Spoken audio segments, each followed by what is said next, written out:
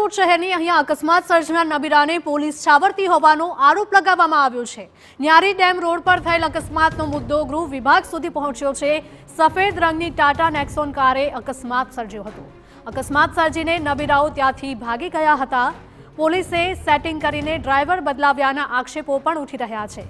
આ સમગ્ર ઘટનામાં ડ્રાઈવર બદલાતા હોવાના સીસીટીવી ફૂટેજ પણ સામે આવ્યા છે। તાલુકા પોલીસે યોગ્ય જવાબ ન આપતા મામલો ગૃહ વિભાગ સુધી પહોંચ્યો છે। વગ ધરાવનારાઓના પુત્રને બચાવવા આ પોલીસ દ્વારા કારસ્તાન કરવામાં આવ્યું તેવો પણ સવાલ અહીંયા લોકો ઉઠાવી રહ્યા છે। 21 માર્ચના રોજ ન્યારી ડેમ રોડ ઉપર અકસ્માત સર્જાયો હતો, જેમાં 18 વર્ષીય પરાગ ગોહિલ નામનો યુવક ઇજાગ્રસ્ત થયો હતો। તો અકસ્માત સર્જનાર નબીરાઓ ત્યાંથી ચાલ્યા ગયા હતા અને ત્યારબાદ પોલીસ સાથે સેટિંગ કરીને ડ્રાઈવર બદલી દીધાનો પોલીસ પર આરોપ લાગ્યો છે અને હવે તેના સીસીટીવી ફૂટેજ પણ સામે આવતા અનેક સવાલો ઉઠી રહ્યા છે। અકસ્માત સર્જનાર સૌરાષ્ટ્ર યુનિવર્સિટીના કાયદા વિભાગના એચઓડી રાજુ દવેનો પુત્ર હોવાનું સામે આવ્યું છે, તેમજ ભાભા ગેસ્ટ હાઉસના માલિકનો પુત્ર હોવાના દાવા થઈ રહ્યા છે। ત્યારે વગદારોના સંતાનોને બચાવવા પ્રવીણસિંહ જાડેજાને ખોટી રીતે ડ્રાઈવર બનાવી નબીરાઓને બચાવવા પ્લાન ઘડાયાના આક્ષેપો ઉઠી રહ્યા છે।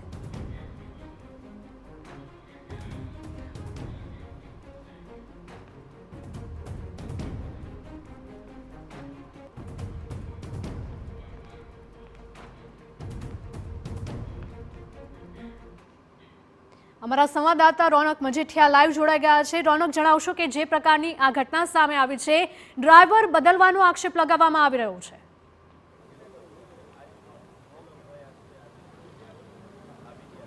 હિરલ, ફરી એક ઘટનામાં રાજકોટ પોલીસની કામગીરી છે તે શંકાના દાયરામાં આવી છે।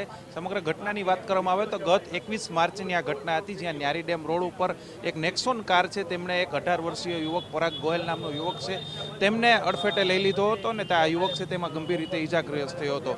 પરંતુ આમાં જે સીસીટીવી જે પ્રકારના સામે આવ્યા તેમાં સ્પષ્ટ રીતે સામે આવી રહ્યું છે કે જે ડ્રાઈવર છે તે બદલી રહ્યા છે, કારણ કે જે કાર ચલાવતા હતા તે વ્યક્તિ હતા તે સગીર ઉંમરના લોકો હતા ને તેમાંથી પાછળ જે એક પ્રવીણસિંહ જાડેજા નામના વ્યક્તિ છે તે આગળ બેસી જાય છે અને સામેથી જ પોતે ડ્રાઈવર તરીકે પોલીસ સ્ટેશનમાં રજૂ થાય છે તાલુકા પોલીસમાં અને તેમને આરોપી બનાવવામાં આવે છે। અને ઘટનાના 1 કે 2 દિવસમાં જ જે યુવક છે, જે ભોગબનનાર યુવક, તેમના મિત્રો છે, તેમના પરિવારજન છે તે પોલીસમાં રજૂઆત કરે છે કે ખરેખર આ ઘટનામાં જે આરોપી છે તે ખરેખર આરોપી નથી, પરંતુ આરોપી છે તે સગીર છે, તે આ કાર છે તે ચલાવી રહ્યા હતા। પરંતુ હજુ આ રજૂઆતને પણ 5 થી 6 દિવસનો સમય જતો રહ્યો, તેમ છતાં પોલીસ દ્વારા આ અંગે આરોપી બદલાવાની કોઈ કાર્યવાહી કરવામાં નથી આવી ને આખરે આ જે યુવક છે તેમના પરિવારજનો અને મિત્રો દ્વારા ગૃહમંત્રી હર્ષ સંઘવીને પણ રજૂઆત છે તે કરવામાં આવી હતી ને આપણી અત્યારે આ યુવક છે તે રાજકોટની વોકાર્ડ હોસ્પિટલમાં હજુ પણ દાખલ છે અને જીવન અને મરણ વચ્ચે ઝોલા છે તે ખાઈ રહ્યો છે। અત્યારે આપણી સાથે આ જે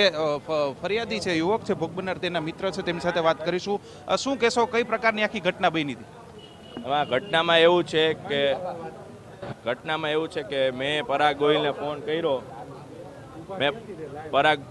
ફોન કર્યો કે ભાઈ તું ક્યાં છો?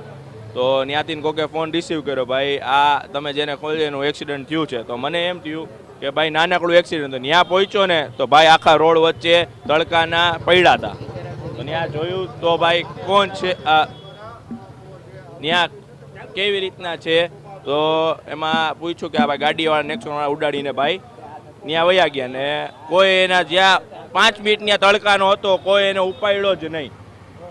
પછી હું અને મારા એક હોય સ્ટાફવાળા, મારા સ્ટાફવાળા ઉપાડ્યો, એને તેડી ગાડીમાં નાખી એને અમે લઈ ગયા સિવિલે 3-4 કલાક બિચારો હેરાન થયો। ત્યાંથી પછી અમે વોકાર્ડ લઈ આવ્યા, વોકાર્ડ અત્યારે એની સારવાર ચાલુ છે અને અત્યારે ડૉક્ટર એમ જ કહે છે કે એનો બ્રેન ડેડ થઈ ગયો છે।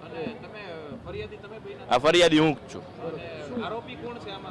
આરોપી હજી સુધી કોણ છે કાંઈ ખબર પડી નથી। 8 દી થઈ ગયા, હજી સુધી આરોપી સામે આવ્યા જ નથી। ખાલી એના જે હોય ને મીડિયેટર, જે રાજેશભાઈ દવે છે, જસ્મીનભાઈ દવે, એ લોકો ખાલી ફાધર એ લોકો અંદર કોન્ટેક્ટમાં છે, એમ કહે છે કે એમનો સન છે। અમને નથી લાગતું, કેમ કે આમાં બાપા હોટલવાળાનું પણ રોલ છે, કેમ કે ડ્રાઈવર બાપા હોટલવાળાના છે।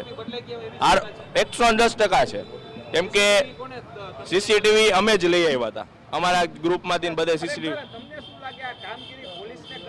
કરવાની હોય પોલીસને કરી છીએ અમે। અત્યારે બધી વસ્તુ કારની ડિટેલ્સ અમે લઈ આવ્યા, બધી ટોટલ તમામ વસ્તુ જે પોલીસને કરવાની બધી અમે અત્યારે હાલની તકમાં કરીએ છીએ. પોલીસને ક્યારે કીધું કે આમાં આરોપી બદલાઈ ગયા છે? કઈ ત્યારે ને ત્યારે કીધું કે ભાઈ આમાં આરોપી બદલાઈ કે તમને ન ખબર પડે ને તમે તમારું કામ કરો ને પ્રયાસ કર્યા? મારા મોટા ભાઈને એમ જ કીધું કે ભાઈ તને વધારે ન ખબર પડે વધારે બોલતો ને બાકી હું તને બેહાડી દઈશ બીજા કેસમાં એમ કરીને ટ્વીટ કરી દઈશ. કોણ ફોન કરતું હતું વારે ઘડીએ? એસપી ચૌહાણ સાહેબ, અને બીજું એના પરિવાર આરોપીના પરિવારમાંથી કોઈ ફોન? રાજેશભાઈ દવે, જસ્મીનભાઈ દવે, રાજેશભાઈ દવે ને જસ્મીનભાઈ દવે. ડ્રાઈવર અત્યારે આરોપી દેખાડ્યો છે એ કઈ કંપનીમાં નોકરી કરે છે? કઈ તમે તપાસ કરી? અમે ઈ બાઈજી છે ને જે આરોપી દેખાડ્યો છે એ ડ્રાઈવર છે. બચ્ચુભાઈ, એના પપ્પાનું નામ બચ્ચુભાઈ જાડેજા એવું કંઈક છે, પ્રવીણસિંહ બચ્ચુભાઈ જાડેજા એવું કંઈક નામ છે. તે ડ્રાઈવર એમ કે છે ડ્રાઈવર પણ એ ડ્રાઈવર એજન્ટ છે જે કોઈ દી 40ની સ્પીડે ન ચલાવી શકે અને ગાડી ફૂલ સ્પીડમાં આવીને પરાગને લેતી જ જાય છે. તમારા મિત્ર પરાગની હાલત કેવી હતી? અત્યારે આઈસીયુમાં બ્રેન ડેડ, ડોક્ટર એમ કે છે બ્રેન ડેડ થઈ ગયો છે. હમણાં 10 વાગે બધી ખબર પડી. ખરેખર જે લોકો ગાડી ચલાવતા હતા એના શું એના જે માતા પિતા છે તે વગદાર છે એટલે આવું થઈ રહ્યું છે? શું એના માતા પિતા કાંઈ એટલા ઓલા આ સાચું કહું ને તો આ હોસ્પિટલમાં એ એફર્ટ જ ના કરે. હજી કરી આરોપીની વાત છે. આરોપી આરોપીના પરિવાર વગદાર છે એટલે આવું ઘટના થઈ. હા, એટલે આ લોકોને જે નાના માણસોને હેરાન કરે છે. નબી